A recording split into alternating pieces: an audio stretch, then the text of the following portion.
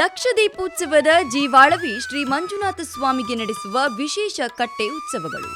ಮೊದಲ ದಿನದ ಹೊಸ ಕಟ್ಟೆ ಉತ್ಸವದ ಬಳಿಕ ಎರಡನೇ ದಿನ ನಡೆದದ್ದು ಕೆರೆ ಕಟ್ಟೆ ಉತ್ಸವ.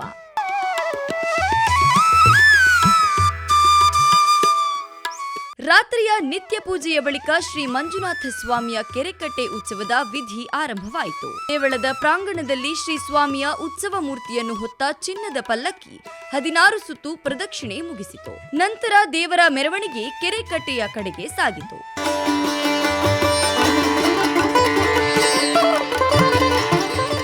ಆನೆ ಬಸವಾದಿಗಳೊಂದಿಗೆ ಸಾಗುವ ಮೆರವಣಿಗೆ ದೇವಳದ ಕೆರೆಗೆ ಪ್ರದಕ್ಷಿಣೆ ಹಾಕಿದ ಬಳಿಕ ಅದರ ಮುಂಭಾಗದಲ್ಲಿರುವ ಕಟ್ಟೆಯಲ್ಲಿ ಶ್ರೀ ಮಂಜುನಾಥ ಸ್ವಾಮಿಗೆ ಅಷ್ಟವಿಧ ಪೂಜೆಗಳನ್ನ ಸಲ್ಲಿಸಲಾಯಿತು.